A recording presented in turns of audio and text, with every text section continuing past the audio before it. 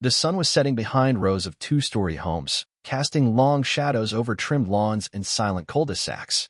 On a quiet suburban street in Fairmont Springs, the kind of neighborhood where porch swings creaked more than car alarms ever blared, 13-year-old Devin Carter pedaled his bike home from basketball practice.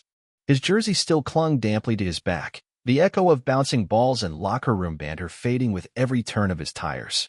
He had taken this route dozens of times before, up Willow Lane, past the old oak tree, across Amber Court, without ever drawing attention. But that night would be different. The crackle of a police radio broke the calm just as Devin coasted into his neighborhood. The red and blue of patrol lights sliced across his face, reflecting off the chrome of his handlebars.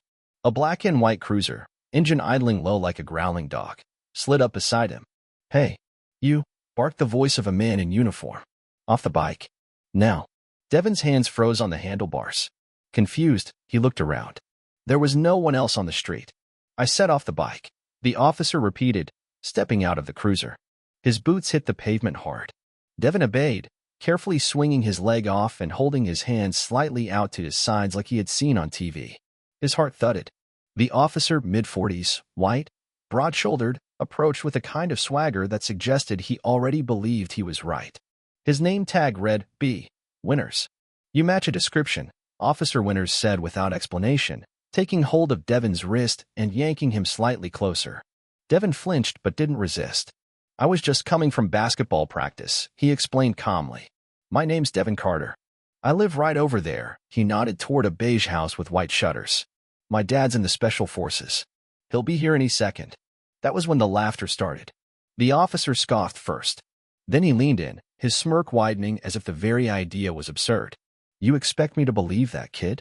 Special Forces? Sure. And I'm a Navy SEAL." Devin didn't blink. He didn't argue. But something tightened in his chest. The kind of tightening that came not from fear, but from humiliation. "You don't belong here, do you?" Winters sneered. "Where'd you get that bike? Looks a little nice for you." "I didn't steal anything." "That's not up to you to decide," the officer said, reaching for his cuffs. "Let's take a ride downtown. We'll get it sorted." The metal was cold as it clicked around Devin's wrist. Behind the blinds of manicured homes, neighbors peeked out cautiously. Some reached for their phones. Most didn't. They watched. But Devin had counted the minutes. He knew his father's schedule like the back of his hand. And he knew, any moment now, the officer would wish he had listened. And then, tires screeched behind them.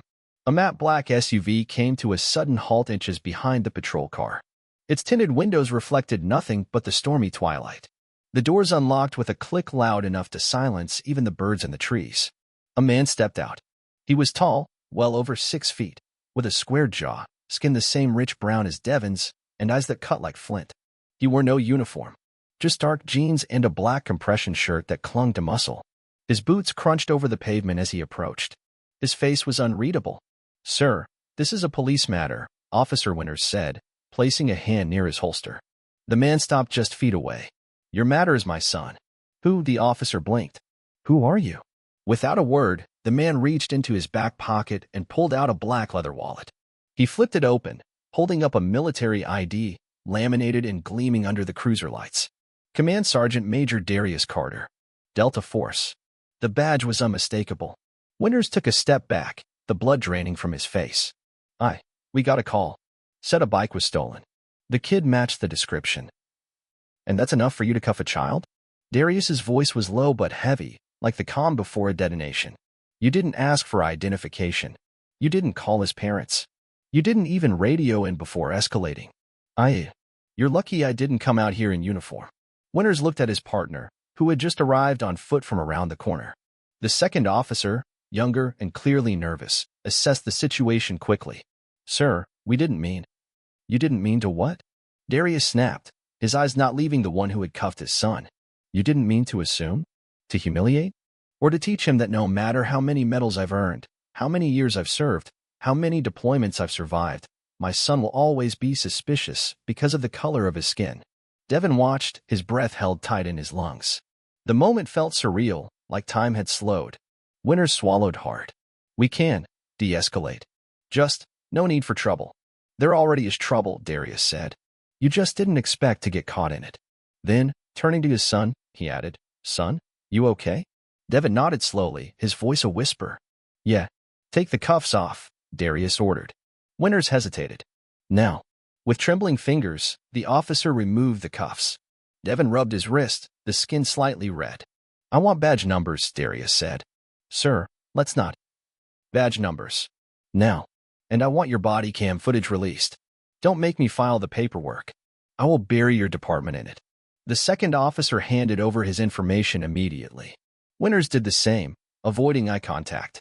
As the patrol car backed slowly out of the neighborhood, shame dragging behind it like a tailpipe loose on the road, Darius finally exhaled.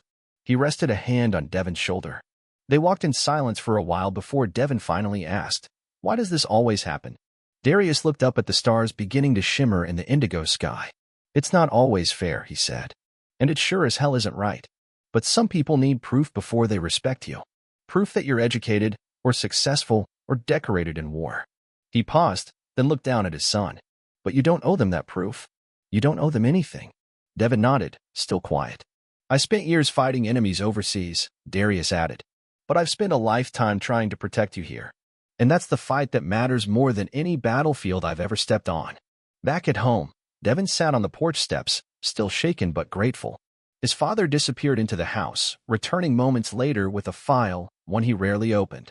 Inside were medals, photos, classified mission commendations, proof that Darius Carter was everything he claimed to be and more. He sat beside Devin and opened it. Most days, I don't care who sees this. But tonight, you need to be reminded, your worth isn't measured by their assumptions.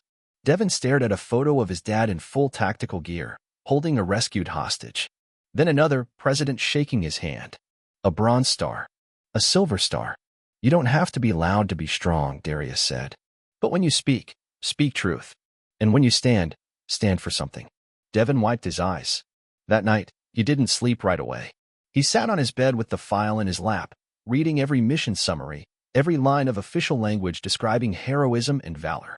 He realized then that his father had never needed to prove anything to anyone, and neither did he. But sometimes, you had to remind the world exactly who you were. And that lesson? That was carved deep into Devin's heart forever.